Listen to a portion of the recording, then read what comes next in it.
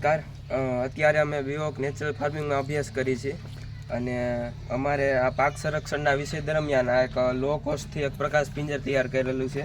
અને તેમાં LED bulb ultraviolet કિરણો તે અંદર તે ફિટ કરેલું છે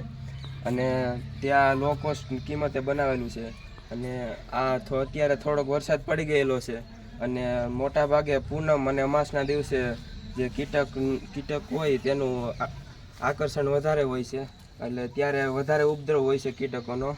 તો તે માટે અત્યારે આ પ્રકાશ પિંજર લગાવવામાં આવ્યું છે અને તેથી આમાં અત્યારે નિમાસ્ત્ર નીચે ભરેલું છે અને આ પ્રકાશના લીધે અહીં કીટકો આકર્ષાય છે અને તેમાં નીચે પડીને તે નાશ પામે।